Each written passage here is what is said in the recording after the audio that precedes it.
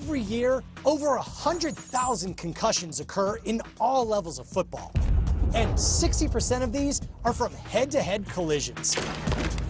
In an impact lasting just 15 milliseconds, a player's head, on average, experiences almost 100 Gs of force. And collisions on special teams can result in forces of up to 190 Gs. In the NFL, the average speed of a head-to-head impact, the velocity of both heads combined, is 20 miles per hour, with the struck player's head decelerating 14 miles per hour. According to studies done by Sports Science's chief medical advisor, Dr. Basil Aish, this 15 millisecond impact is equivalent to getting smashed in the head with a sledgehammer. In the last 10 years, the average number of days a concussed player is out has more than doubled, and even improved helmet technology is only able to reduce an 80 G impact to 40 Gs, still several times when an F-16 pilot experiences, and more than enough to cause a concussion or neck fracture.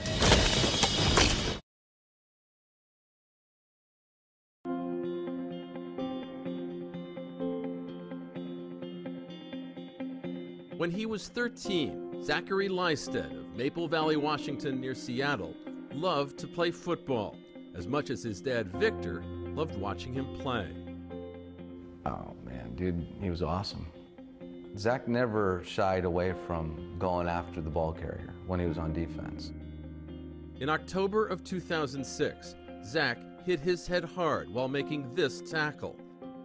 There was an injury timeout, but just minutes later, Zach returned to the game. Had he stopped after his first hit and walked away, we'd have a different story to tell today.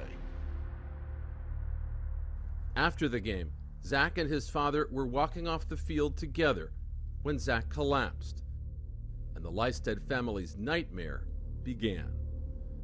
He's like, "Oh, Dad, my head hurts. It hurts real bad." I'm like, "What's up?" And then it progressively got worse. When he collapsed, he did, "Daddy, don't let me down. Don't lay me down. Oh, Dad, my head's killing me." That's the last thing I remember him saying, you know, for 9 months. A comatose Zach was airlifted to Seattle's Harborview Medical Center. He was minutes, maybe an hour away from dying. He had a bleed on the right and the left side of the brain that was compressing his brain, and that required them not only to take off the bone each side of his brain and leave it out, but actually take out the blood clot. When you looked into his eyes, he wasn't there.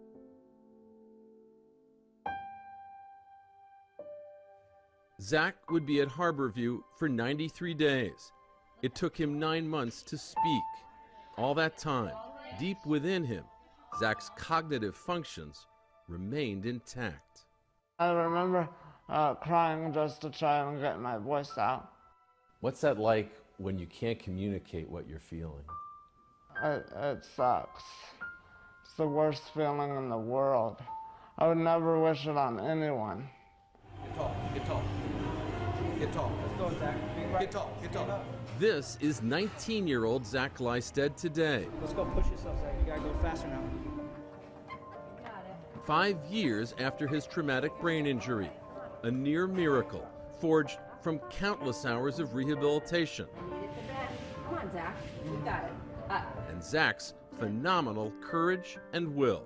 It took him 3 years to even be able to stand up on his own and get out of a chair. What's it feel like to be getting better at walking? Well, it feels good. It's like the most difficult thing I've had to do ever in my life. It's worse than like talking to girls. Zach and his parents vowed to spare other families from their ordeal.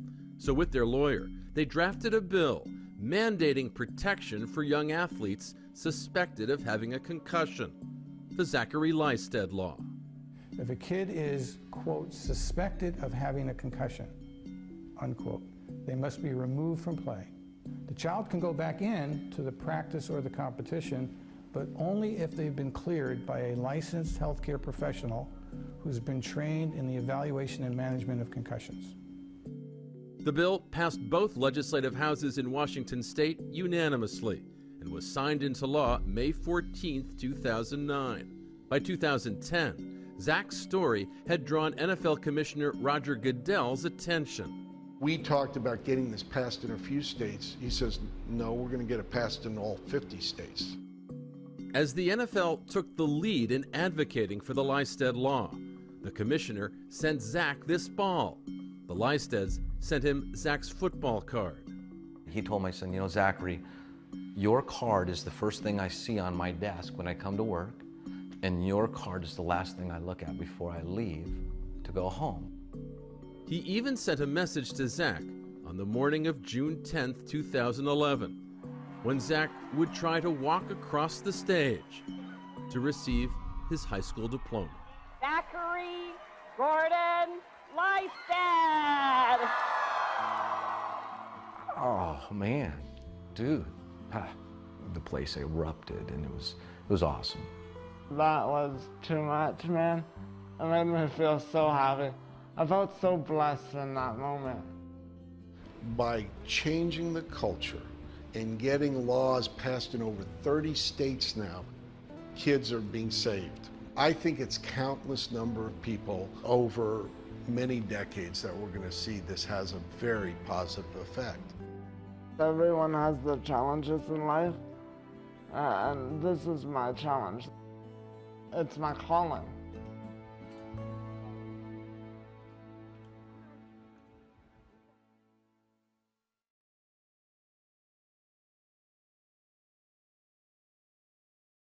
It was January 10th, 2005.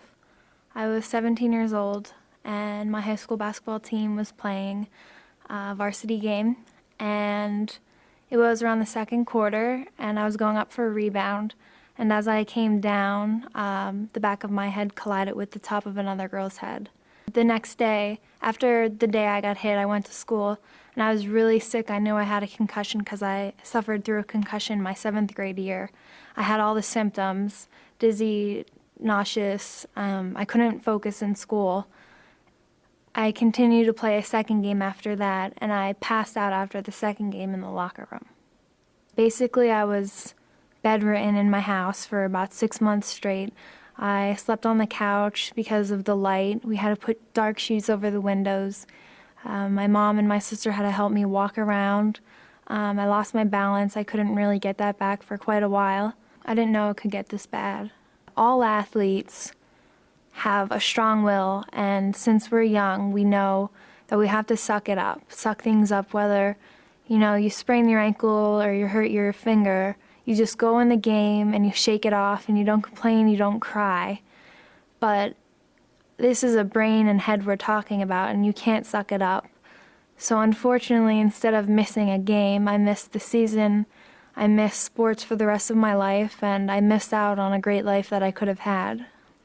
Athletes need to know, if you think you have a concussion, don't hide it, report it. It's better to miss one game than the entire season.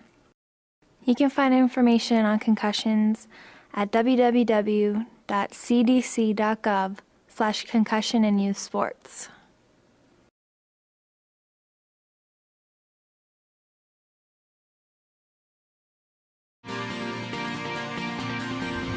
For me, soccer is really mental, and it's always a challenge. It's a constant thought process, always thinking hard about what would be the best strategy to prevent the other team from scoring. In the fall of 2009, Claire Pinciero was a college freshman who was looking forward to her first season with the Princeton University soccer team. Claire realized that college athletics offered an opportunity to push herself to meet and overcome challenges, mentally and physically, in the classroom and on the field. It's the most physically and mentally exhausting game, but after you've done well, it's like you feel like a sense of serenity. The season was just underway when Claire suddenly found herself facing a new set of physical and mental challenges when she suffered a concussion during a preseason scrimmage. Immediately after I got hit, I just remember having no idea where I was. I was so confused. Like Claire, Ben Chappell was excited to have an opportunity to play college sports. As the starting quarterback for the Indiana University football team, the fifth-year senior was, at the time, enjoying a good sophomore season when he suffered a concussion in a heated conference game. I ran the ball, was trying to score a touchdown. The guy just kind of hit me pretty much right on the button. Chappell takes a big hit at the 6-yard line.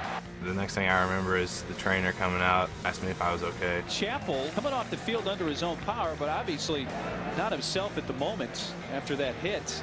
Concussions can happen at any time, to any player, at any position, in any sport. Whether the symptoms are serious or mild, a concussion is an injury that should always be addressed right away and should always be taken seriously. Don't cover up or try to hide your symptoms. The earlier you report them, the sooner that we can take care of you properly.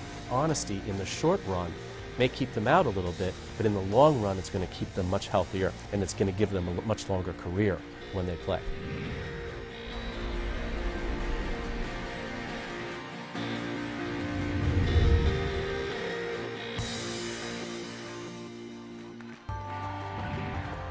Any student athlete knows that injuries are part of any sporting activity. Collisions can cause bruises, sprains, or broken bones. Like these injuries, a concussion can have an immediate, negative impact on an athlete's ability to continue to perform well on or off the field. The real true mechanism of a concussion is related to acceleration and rapid deceleration. It's where you get a sudden change in forces, so anything that will provide a sudden stop can cause a concussion.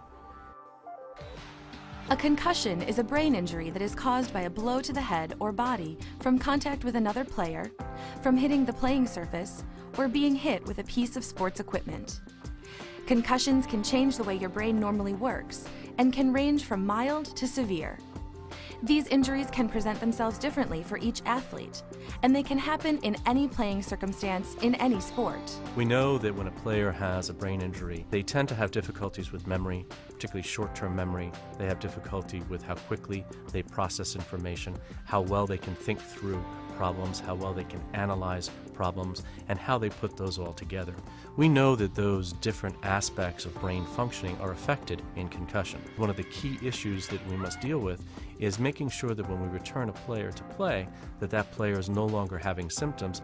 In order to recognize if you have a concussion, it is important that each student athlete understands the possible symptoms.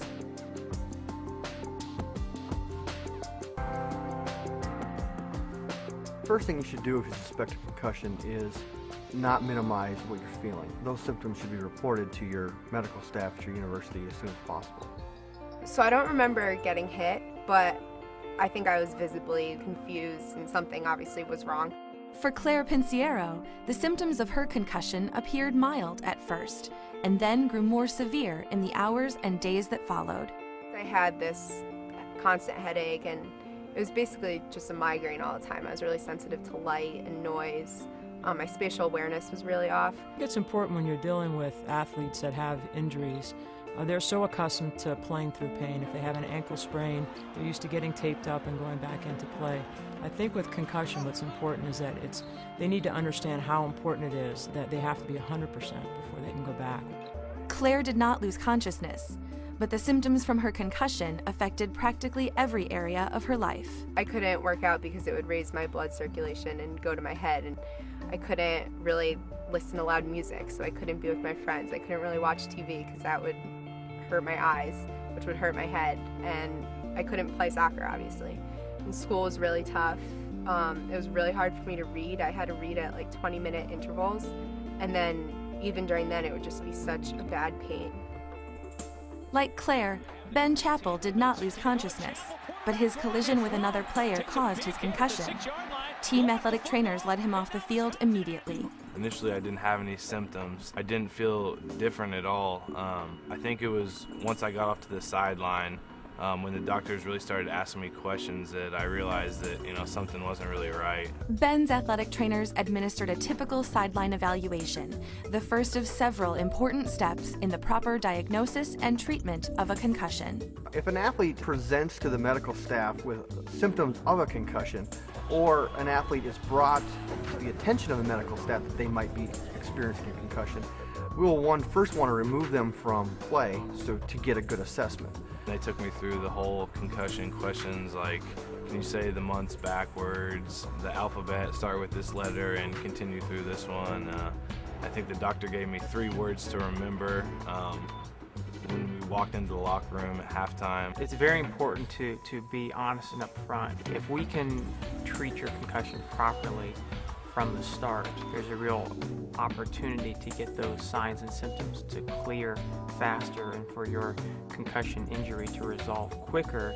It's important for players and teammates, as well as coaches, to work in concert with athletic trainers and team physicians to identify and treat concussions as soon as possible.